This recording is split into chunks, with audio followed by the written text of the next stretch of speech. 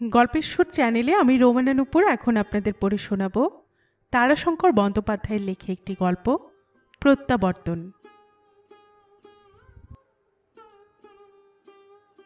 পুকুরের মাছ বর্ষায় বাহিরের জলস্রোতের সংযোগে বাহির হইয়া যায়। নালা, নদী, নদ, সমুদ্র ঘুরিয়া সে অবসর পুকুরে ফিরে আসে না, কিন্তু ফিরে আসিলে যা ঘটে তাই ঘটিল। আত্মীয় জ্ঞাতি বন্ধুবর্গ দূরের কথা, মা পর্যন্ত চিনিতে পারিল না। পরনে নীল রঙের পাতলুন, ফুল হাতা, কোমরটুকু অবধি খাটো জামা, জামার পেছনে পিঠের উপর আবার একটা চৌকা ফালি, মাথায় বিচিত্র টুপি। এই পোশাক পরা লোকটিকে দেখিয়া জেলে পাড়ার সকলে ভাবিয়াছিল কোনো অদ্ভুত দেশের মানুষ। লোকটি পরম আরামে সিগারেট টানিতে টানিতে আসিয়া জেলেদের বিপন অর্থাৎ বিপিনের বাড়ির দুয়ারে দাঁড়াইল। পেছনে একপাল ছেলে জুটিয়াছিল, সে দাঁড়াতেই ছেলেগুলিও দাঁড়াইয়া গেল। বিচিত্র পোশাক পরা লোকটির দৃষ্টি জীর্ণ পতনোন্মুখ বাড়িটার দিকে পড়িতেই সে দৃষ্টি চকিত হইয়া উঠিল। ভ্রূর কুঞ্চনে জাগিয়া উঠিল নীরব প্রশ্ন। পিছন ফিরিয়া ছেলেদের দিকে চাহিয়া হাতের একটিমাত্র আঙ্গুল নাড়িয়া সে ডাকিল, আই কাম হিয়ার, ইধারাও, শোনো শোনো, এইখানে শোনো, আয় ছোকরা।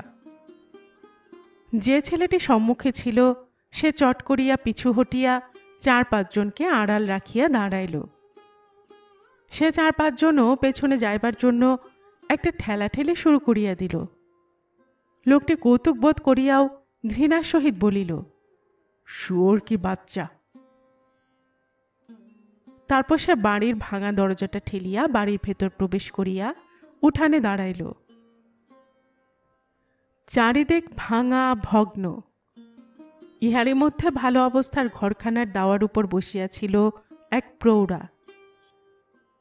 খাটো ছেঁড়া একখানা কাপড় পরিয়া কতগুলো গুগলি শামুকের খোলা ভাঙিয়া পরিষ্কার করিতেছিল। সে সন্ত্রস্ত হইয়া রূঢ় শঙ্কিত স্বরে প্রশ্ন করিল, কে কে গো তুমি? আগন্তুক একমুখ হাসিয়া বলিল, মা। বিস্ময় বিস্ফারিত দৃষ্টিতে প্রৌঢ়া তাহার মুখের দিকে চাহিয়া রহিল। এবার মাথার টুপিটা খুলিয়া আগন্তুক বলিল, চিনতে পারছিস না মা? আমি পশুপতি। কথাগুলিতে অদ্ভুত একটি টান। সকারগুলি সব কেমন শীষের মতো তীক্ষ্ণ, উচ্চারণে শব্দগুলি যেন কেমন বাঁকা। পশুপতি, পশু, পশ। প্রৌঢ়ার হাত দুইটি নিষ্ক্রিয় স্তব্ধ হইয়া গেল। ঠোঁট দুইটি থরথর করিয়া কাঁপিয়া উঠিল। আকুল প্রশ্ন ভরা চোখে আগন্তুকের দিকে প্রৌঢ়া নির্বাক হইয়া চাহিয়া রহিল।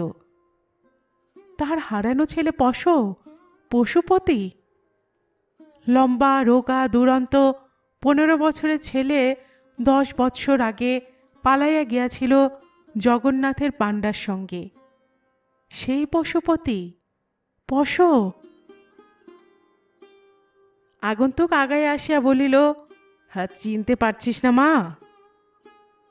সত্যই প্রৌঢ়া চিনিতে পারিতেছিল না। পরনে অদ্ভুত পোশাক, সাহেবদের পোশাকও সে দেখিয়াছে। এ পোশাক সেই ধরনের হইলেও ঠিক তেমন নয়। নীলবর্ণ এ এক অদ্ভুত পোশাক। জেলের ছেলে পশুপতি, যে কেবল নেংটির মতো একফালি কাপড় পরিয়া থাকিত, কালো রং, নির্বোধ বোকা চেহারা, জলে থাকিয়া থাকিয়া যাহার সর্বাঙ্গ চুলকণায় ভরিয়া থাকিত, সেই পশুপতি? মাথার পেছন দিকটা একেবারে কামানো, সামনের বড় বড় চুলগুলো আইবুড়ো মেয়েদের মতো পেছনের দিকে আঁচড়ানো, চোখে মুখে এমন একটা চালাক চতুর ভাব। এই কে সেই? আগন্তুক এবার পকেট হইতে রুমাল বাহির করিয়া দাওয়াটা বার দুয়েক ঝাড়িয়া লইয়া বসিল। হাসিয়া বলিল, বহুত মুল্লুক ঘুরে এলেও মা। জাপান, চীন, বিলাত, মার্কিন মুল্লুক ঘুরলুম, জাহাজে খালাসি হয়েছিলুম। সে আবার একটা সিগারেট ধরাইল। 10 বৎসর আগের কিশোর একখানি মুখের ছবির সহিত এই মুখখানি ক্রমশ মিলিয়া এক হইয়া আসিতেছিল, এক বিচিত্র জ্যামিতি ও পরিমিতির আঙ্কিক নিয়মে বিভিন্ন কালে পরিবর্তিত একখানা জমির মতো। নাকের বাঁকা ভাবটি ঠিক তো সেই তো, ঠোঁটের কোণ দুইটা ঠিক তেমনই নিচের দিকে টান, ভ্রু দুইটা তো তেমনি মোটা। এক মুখ ধোঁয়া ছাড়িয়া আগন্তুক বলিল, বুড্ডা কাহা, শুয়োর কি বাচ্চা? বুড্ডা বিপিন জেলে, এই বাড়ির মালিক, প্রৌঢ়ার দ্বিতীয় পক্ষের স্বামী, পশুপতির সৎবাপ। প্রৌঢ়া এবার কাঁদিয়া ফেলিল, বুড়ো মইছে বাবা, আমাকেও মেরে যাইছে, পথে বসিয়ে গেল বাবা, সব দিয়ে যাইছে বেটি দিগে। বিপিন মরিবার সময় সব দিয়া গিয়াছে তাহার প্রথম পক্ষের স্ত্রীর গর্ভজাত কন্যাদের। পশুপতি হাসিয়া বলিল, মর গিয়া বুড্ডা, শুয়োর কি বাচ্চা। 10 বৎসর পূর্বে পশুপতি নিরুদ্দেশ হইয়াছিল। দুরন্ত নির্বোধ জেলের ছেলে, সৎভাব বিপিনের পোষ্য ছিল। বিপিন ছিল এখানকার মধ্যে অবস্থাপন্ন জেলে। এ অঞ্চলের ভালো ভালো পুকুর সে জমা করিয়া লইত। অদূরবর্তী নদীটার খানিকটা অংশ সে খোদ সরকারের কাছে জমা লইত একা। বিপিন মাছ ধরিতে যাইত, পশুপতিকে সঙ্গে যাইতে হইত। জলের তলায় কোনো কিছুতে জাল আটকাইলে বিপিন পশুপতিকে জলে ডুবিতে বাধ্য করিত। জলের তলায় বুক যেন ফাটিয়া যাইত। পশুপতি জলের তলায় হাতটায় ফিরিত, কোথায় কিসে আটকাইয়াছে জাল। কতবার যে বোয়াল চিতলের কামড় সে খাইয়াছে তাহার হিসেব নেই। মাছ ধরিয়া ফিরিয়া বিপিন পশুকে পাঠাইত কাঠ সংগ্রহে। সন্ধ্যায় আকণ্ঠ মদ গিলিয়া পশুকে সে নিয়মিত প্রহার দিত। সেবার জগন্নাথের পাণ্ডার লোক আসিয়াছিল রথযাত্রার পূর্বে যাত্রী সংগ্রহে। কেমন করিয়া জানি না এই বিদেশবাসীর সহিত পশুর আলাপ জমিয়া যায়। তাহার এটা ওটা কাজকর্ম করিয়া দিত, এটো বিড়ি প্রসাদ পাইত আর গল্প শুনিত। জগন্নাথের মন্দির, তাহার রথ, সে রথ নাকি আকাশ ছয়। রথের উপর জগন্নাথ নাকি হাঁটিয়া আসিয়া চড়েন, লক্ষ লক্ষ লোক জমায়েত হয়। মধ্যে মধ্যে সে রথ নাকি আটকাইয়া যায়, লক্ষ লোকে টানিলেও সে রথ চলে না। তখন পাণ্ডারা জগন্নাথকে তিরস্কার করে, তবে সে রথ আবার চলে। সেখানে নাকি সমুদ্র আছে, তালগাছের সমান উঁচু একটা ঢেউ, নীলবর্ণ জল, সমুদ্রে নাকি ওপার নাই। পাণ্ডার লোক যাত্রী লইয়া ট্রেনে চড়িয়া কিছু দূর আসিয়া সন্ধান পাইল ট্রেনের বেঞ্চের তলায় লুকাইয়া শুইয়া আছে পশুপতি। ট্রেনটা এক্সপ্রেস ট্রেন। বর্ধমান তখন পার হইয়া গিয়াছে। হাওড়ায় পৌঁছিয়া ট্রেন থামিল। নির্বিকার পাণ্ডা হাওড়ায় রেল কর্মচারীর হাতে পশুকে সমর্পণ করিয়া যাত্রীর দল লইয়া চলিয়া গেল। নিঃসম্বল পশু, একখানি মাত্র জীর্ণ কাপড় তাহার পরনে। রেল কর্মচারী তাহাকে সঁপিয়া দিল কনস্টেবলের হাতে। কিল, চর ও কয়েকটা গুতা দিয়া কনস্টেবলটা তাহাকে আনিয়া পুরিল হাজতে। হাজত হইতে কোর্ট, কোর্টের বিচারে কয়েকদিনের জন্য তাহার জেল হইয়া গেল। প্রকাণ্ড কালো রঙের ঢাকা একখানা গাড়িতে তুলিয়া তাহাকে আনিয়া জেলে পুরিয়া দিল। আশ্চর্যের কথা, অতি দ্রুত এতগুলি অবস্থান্তরের মধ্যেও পশু কোনোদিন কাঁদে নাই। একটা সভয় বিস্ময়ের অতিরিক্ত আর কিছু সে অনুভব করে নাই। যে কষ্টে মানুষের কান্না আসে তেমন কষ্ট এই অবস্থান্তরের মধ্যে ছিল না, অন্তত তাহার কাছে ছিল না। কষ্ট অনুভব করিল সে বরং জেলখানা হইতে বাহির হইবার পর। বিরাট শহর, বড় বড় বাড়ি, অসংখ্য পথ। যে পথ পেছনে ফেলিয়া আসে সে পথ আর খুঁজিয়া বাহির করা যায় না। গাড়ি গাড়ি আর গাড়ি, মানুষ আর মানুষ। জেলখানা হইতে বাহির হইয়া কিছুক্ষণ ঘুরিয়া সে যখন অকস্মাৎ অনুভব করিল সে হারাইয়া গিয়াছে, যে পথ ফেলিয়া আসিয়াছে সে পথ আর বাহির করা যাইবে না, তখন তাহার চোখে জল আসিয়াছিল। সমস্ত দিনটা সে কাঁদিয়াছিল, মায়ের জন্য কাঁদিয়াছিল, গায়ের জন্য কাঁদিয়াছিল। তারপর সব সহিয়া গেল। ভিক্ষা করিয়া মোট বহিয়া ঘুরিতে ঘুরিতে সে আসিয়া উপস্থিত হইল অদ্ভুত একটা স্থানে। চারিদিকে বড় বড় বাড়ি, মধ্যে প্রকাণ্ড বাঁধানো নদী, নদীর ওপরও বড় বড় বাড়ি ভাসিতেছে। বাড়ি নয়, জাহাজ। আশেপাশের লোকজনের কাছে সে শুনিল ওগুলো জাহাজ। বড় বড় মই লাগাইয়া মোট মাথায় লোক উঠিতেছে নামিতেছে। আকাশের ওপর একটা মই লোহার দড়িতে প্রকাণ্ড বোঝাগুলোকে বাঁধিয়া লইয়া জাহাজের উপর আপনি তুলিয়া লইতেছে। জাহাজের মাথায় বড় বড় চোঙা, মধ্যে মধ্যে চোঙা হইতে কি ভীষণ ধোঁয়ার রাশি। অদ্ভুত লাগিয়া গেল পশুপতির। জায়গাটার নাম শুনিল খিদিরপুরের ডক। কত মানুষ, কত রকমের সাহেব, সুন্দর নীল পোশাক। খাটো মাথার সাহেবগুলোর ছোট ছোট চোখ, খেঁদা নাক। পশুপতির বেশ লাগিল। পরে শুনিল ওরা জাপানি সাহেব। পশু ওইখানেই থাকিয়া গেল। কিছুদিনের মধ্যেই সে অনেক শিখিয়া ফেলিল। আকাশে যে মইগুলো জিনিস টানিয়া তোলে ওগুলো কেরেন। জাহাজের গোল চোঙাগুলি চিমনি, জাহাজের উপরের ঘরগুলি কেবিন।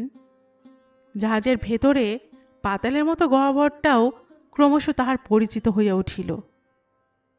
কলঘরের ভেতরও সে দেখিল। সেদিন সে বিস্ময়ে হতবাক হইয়া গিয়াছিল।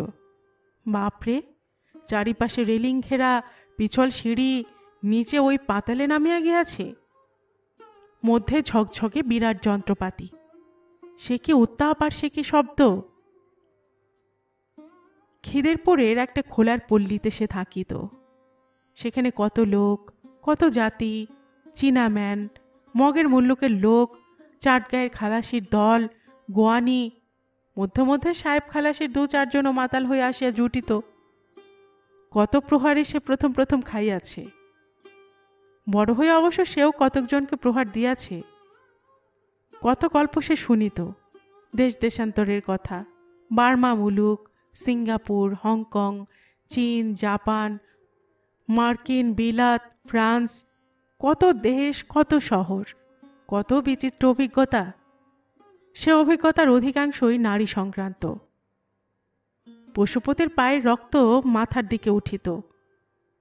সমুদ্রের গল্প, কুল নাই, দিক নাই, শুধু সমুদ্র আর আকাশ। আকাশে ওড়ে কত পাখি।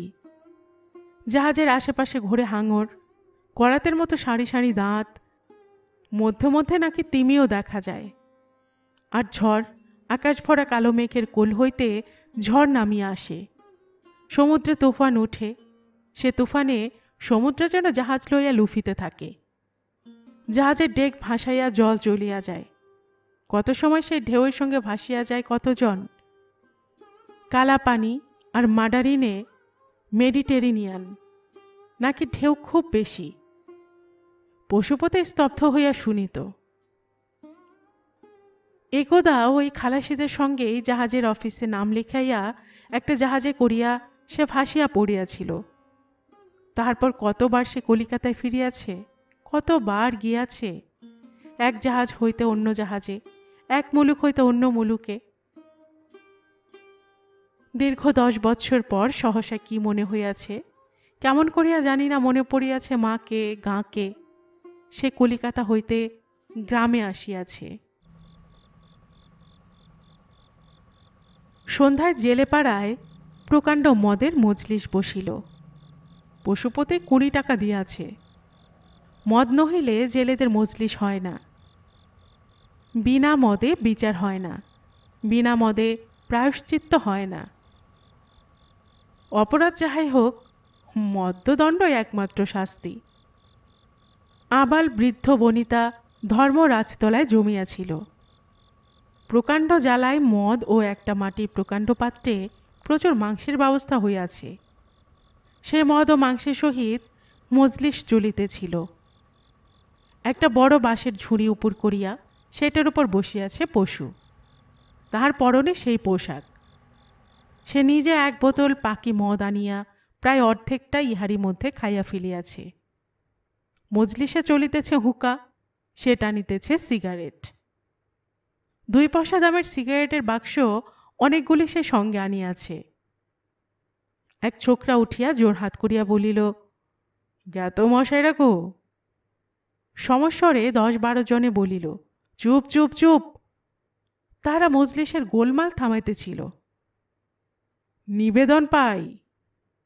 বলো বলো। আগে পশু আমাদের খুব বাহাদুর। নিশ্চয়ই 100 বার। কিন্তু বেলাত যেয়েছিল। হা হা, ঠিক কথা। তা বেলাত গেলে আর জাহাজ যায় না। এ আমাদের গ্রামের ছোট হুজুরের ছেলে যেয়েছিল বেলাত, দেখেন তার জাহাজ যায় নাই। ঠিক ঠিক ঠিক বটে। তা পশুর কেন জাহাজ যাবে? নিশ্চয়ই 20 টাকা জরিমানা দিয়েছে। একজন বলিল, আরও 10 টাকা লাগবে, তা না দিলে যাবে, ওর জাহাজ যাবে, আমি বলছি যাবে। পশু বলিল, 10 রুপিয়ায় দিবে হামি। সঙ্গে সঙ্গে বক্তা বলিল, একবার হরি হরি বলো। সমস্বরে সকলে হরিধ্বনি দিয়া উঠিল। তারপর আরম্ভ হইল গল্প। পশু গল্প আরম্ভ করিল। দেশ দেশান্তরে লৌকিক অলৌকিক গল্প। একবার একজন আরব দেশের শেখকে তাহারা সমুদ্র হইতে তুলিয়াছিল। বুঝলি, জাহাজের ছামুতে মানুষটা এই ভেসে উঠছে, ব্যাস ফিন ডুবে যাচ্ছে। 3 বার 4 বার। তখন সারং বলল, নামাও বোট, নৌকো নৌকো। বোট হলো নৌকো। বাপ রে, সেখানে কি হাঙর! মাছের পোনার ঝাঁকের মতন কিলবিল করছে হাঙর। তারই অন্দর্মে মানুষ। তাজ্জব রে বাবা! মজলিস শুদ্ধ মেয়ে মানুষ স্তব্ধ হইয়া শুনিতেছিল। পশুপতি বলিয়া গেল বাঁকা বাঁকা উচ্চারণে, লোকটাকে যখন তুললাম রে ভাই, তখন বলবো কি, তাজ্জব কি বাত! লোকটাকে ছোঁয় নাই হাঙরে। জাহাজ শুদ্ধ লোকের তাজ্জব লেগে গেল। বাপরে বাপরে, মানুষটার জ্ঞান হলো। সারং ওকে পুছল, क्या नाम, कहाँ के आदमी, दरिया में गिरले कैसे? आदमीठो বলল, আরবি শেখু। दूसरा একটা জাহাজ মেয়ে বোম্বই যাচ্ছিল। নামাজ পড়তে পড়তে গিরে যায় সমুন্দরে। বলল কি জানিস? বলল, পড়লো তো ছুটে আইলো হাঙ্গর 10ঠো 20ঠো। তো ও বলল, দুহাই আল্লাহকে, দুহাই পয়গম্বরকে, মত কাটো হামকো। ব্যাস, হাঙর ছুতে পারল না। তারপর তো ভাই সারং তার করল ও লোকটার জাহাজে। তার সেফিন খবর আইলো, বাত ঠিক। ও জাহাজ তখন 100 মাইল চলা গিয়া। এমনি কত গল্প। তারপর আরম্ভ হয় নাচ গান। পুরুষেরাই নেচে গায়, মেয়েরা দেখে। পশুপতি নিজে নাচে, পা ছুঁড়িয়া ছুঁড়িয়া অদ্ভুত নাচ। বিচিত্র সুরে শীষ দিয়া গান করে। মত্ত মজলিসে খুব বাহবা পড়িয়া গেল। পশুপতি নাচ শেষ করিয়া বলিল, সবচেয়ে ভালো নাচ জোড়া মিলকে নাচ। বড়া বড়া ঘর শালা, আলো কত, আসবাব কি, বাজনা কি, আহ হায় হায়! সুদূর দেশের আলোকোজ্জ্বল আনন্দোৎসবের স্মৃতি তাহার মনে জাগিয়া উঠিল। সে হাই হাই করিয়া সারা হইল। সহসা উৎসাহিত হইয়া সে প্রশ্ন করিল, দেখবি সে নাচ, দেখবি? হা হা, নিশ্চয়। পশুপতি বোতল হইতে আরেক চুমুক মদ গিলিয়া রুমালে মুখ মুছিয়া লইল। একটা সিগারেট ধরাইয়া বার কয়েক টানিয়া একজনকে দিয়া সে করিয়া বসিল এক কাণ্ড। খানিকটা ব্যবধান রাখিয়া বসিয়াছিল মেয়েদের দল। পশুপতি ব্যবধানের সেইখানি জায়গায় কিছুক্ষণ দাঁড়াইয়া মেয়েদের দেখিয়া নবীন জেলের যুবতী মেয়েটার হাত ধরিয়া টানিয়া বলিল, ই ঠিক পারবে, আয় উঠে আয়। মজলে সে একটা হৈ হৈ পড়িয়া গেল। পশুপতি মত্ত দৃষ্টিতেও নিত্যসঙ্গিনী পছন্দ করিতে ভুল করে নাই। নবীনের মেয়েটি সুশ্রী তন্বী তরুণী। মজলিসে ভীষণ হইচই উঠিল। নবীন ক্রোধে ফুলিয়া গর্জন আরম্ভ করিয়া দিল, মেরেই ফেলাবো শালাকে। নবীনের ছেলেটা অতিরিক্ত মদ খাইয়াছিল। সে এক স্থানে দাঁড়াইয়া টলিতে টলিতে চিৎকার করিতেছিল, না না না না, ও হবে না, ছেড়ে দাও, আমাকে ছেড়ে দাও, ওকে আমি ছাড়ব না, ছেড়ে দাও বলছি। অবশ্য তাহাকে কেউই ধরিয়াছিল না, বারণও তাহাকে কেউ করে নাই। নবীন বলিল, আমার মেয়েকে ওকে সাঙ্গা করতে হবে। পশুপতি ইয়া বড় একটা ছুরি হাতে নির্ভয় কৌতুকে দাঁড়াইয়া হাসিতেছিল।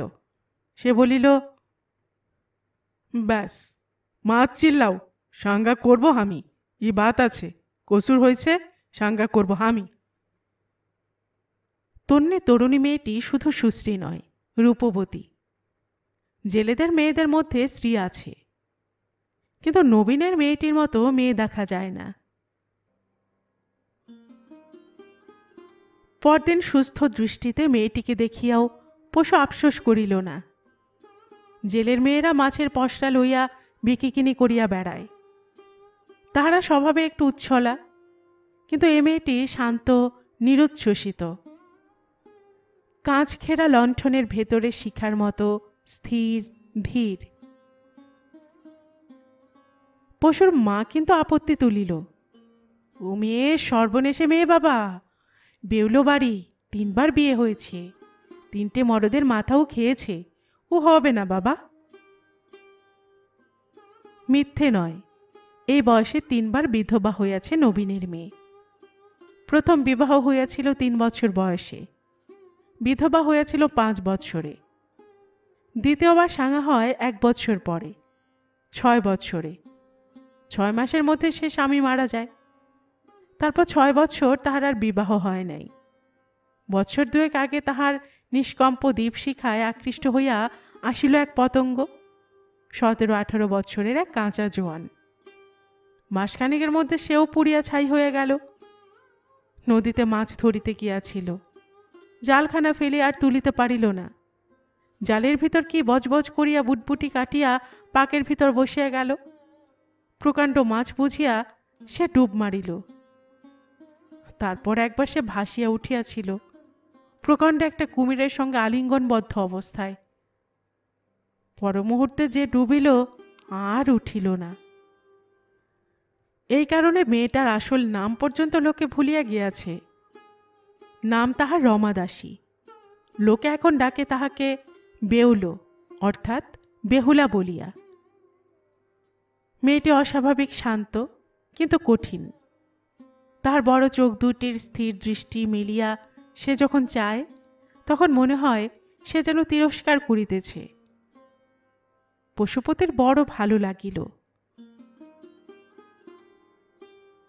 পরদিন সকালে উঠিয়া সে নবীনের বাড়ি গেল। নবীনের ছেলে মাছ ধরিতে গিয়াছে। নবীনের স্ত্রী পুত্রবধূ গিয়াছে ভোর রাত্রের চুরি করিয়া ধরা মাছ বেচিতে। বাড়িতে ছিল কেবল রমা। সেই স্থির শান্ত দৃষ্টিতে পশুপতির দিকে চাহিল। ভাবী বধূত্ব স্মরণ করিয়াও সে একবার হাসিল না, চোখ নত করিল না। পশুপতি বলিল, রাগ করেছিস? শান্তভাবে মেয়েটি ঘাড় নাড়িয়া জানাইল, না। তন্বী তরুণী মেয়েটি শুধু সুশ্রী নয়, রূপবতী। গোস্ত রাখতে জানিস? মাংস? ঘাড় নাড়িয়া মেয়েটি জানাইল, হ্যাঁ। তুই মদ খাস? মদ? এবার মেয়েটি সেই দৃষ্টিতে পশুপতির দিকে চাহিল। ভব ঘুরে উশৃঙ্খল পশুপতিকেও সে দৃষ্টির সম্মুখে মাথা নত করিতে হইল। কিন্তু পশুপতি ইহাতেই বেশি মুগ্ধ হইয়া গেল। শান্ত স্নিগ্ধ মেয়েটি, ছোট একখানি ঘর, ছেলে মেয়ে। পশুপতি কল্পনা করিল অনেক। পুলকিত প্রবল আকাঙ্ক্ষায় সে বিবাহের দৃঢ় সংকল্প লইয়া ফিরিয়া আসিল। মা আপত্তি করিল, কিন্তু সে কানেই তুলিল না। শীষ দিতে দিতে বাহির হইয়া গেল। একখানা ঘর তাহাকে কিনিতে হইবে। মাকে শুদ্ধ লইয়া সংসার করা তাহার পোষাইবে না। সে পাড়ার প্রান্তে খানিকটা জমি জমিদারের গোমস্তার কাছে বন্দোবস্ত লইয়া সেই দিনই ঘর আরম্ভ করিয়া দিল।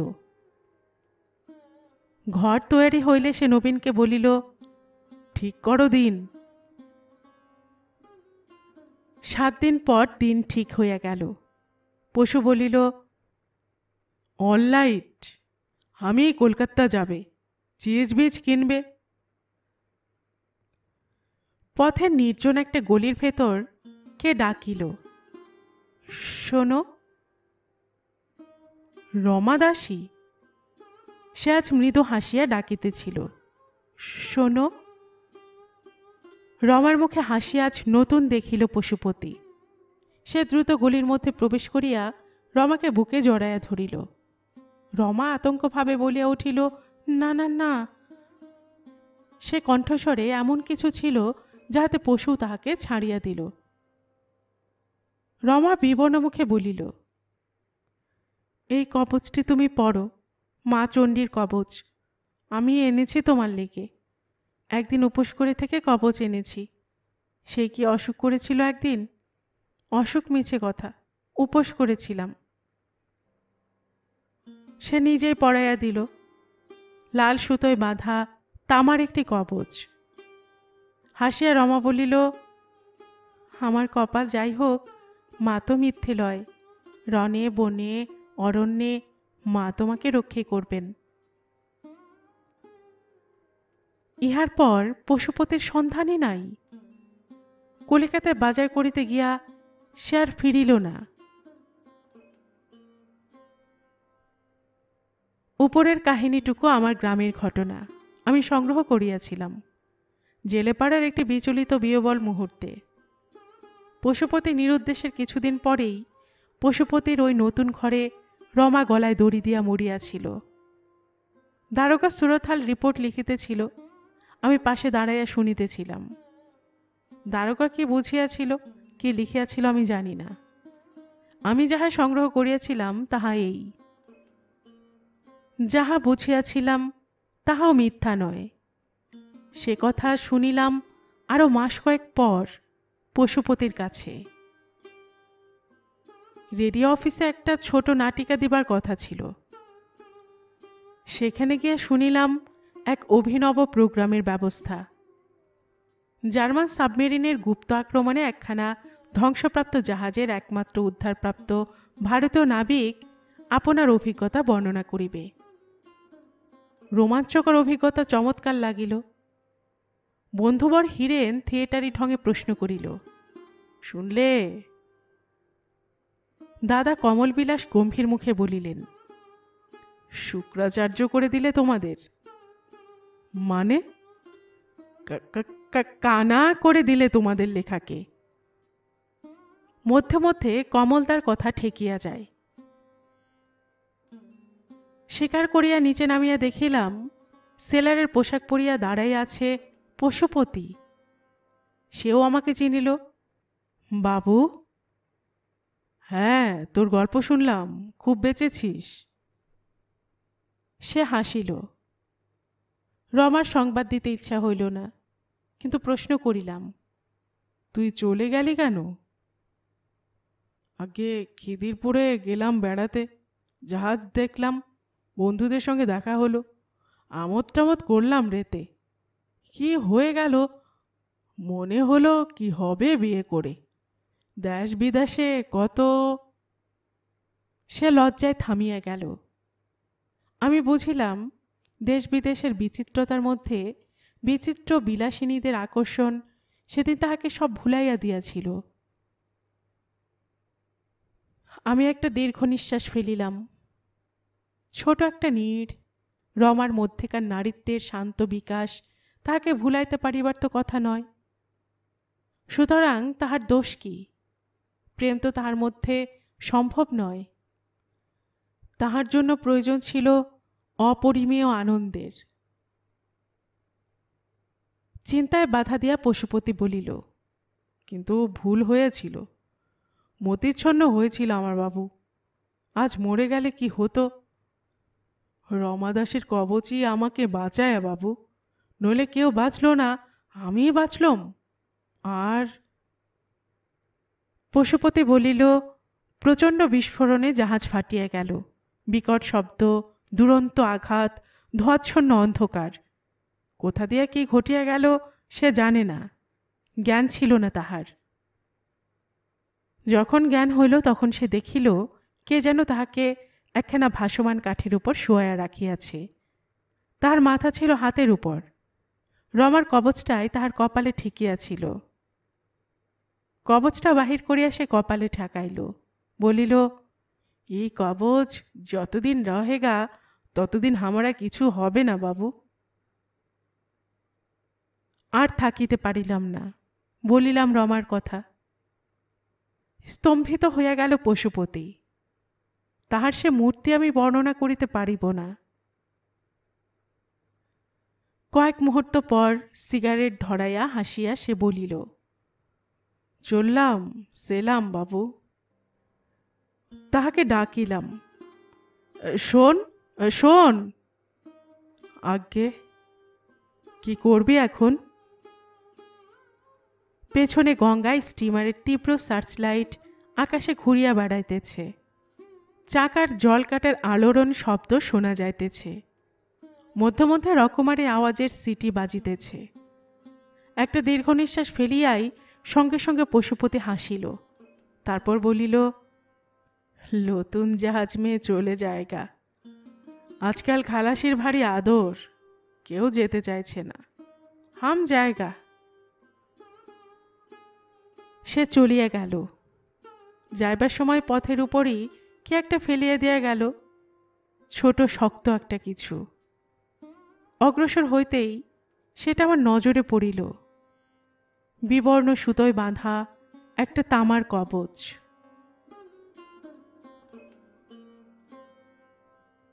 গল্পের সুর চ্যানেলে এতক্ষণ আপনারা শুনছিলেন তারাশঙ্কর বন্দ্যোপাধ্যায়ের লেখা একটি গল্প, প্রত্যাবর্তন। আর এতক্ষণ গল্প পাঠিয়ে আমি আপনাদের সাথে ছিলাম রোমানা নুপুর। আপনারা যারা গল্পের সুর চ্যানেলের গল্প নতুন শুনছেন, আপনাদের সুবিধার্থে একটি বিনীত অনুরোধ, যদি আপনারা আরও এমন গল্প শুনতে চান তবে নিচে সাবস্ক্রাইব বাটনে একটি ক্লিক করে রাখুন ও একটি লাইক করে রাখুন। এতে এই চ্যানেলের ভিডিওগুলি খুঁজে পেতে আপনাদের সুবিধা হবে। আর পাশে থাকা বেল বাটনটি চেপে রাখুন, যাতে নতুন কোনো গল্প দেওয়ার সাথে সাথেই আপনাদের কাছে নোটিফিকেশন চলে যায়। সবসময় সবাই খুব ভালো থাকুন, সুস্থ থাকুন ও আনন্দে থাকুন, এই প্রার্থনা রইল।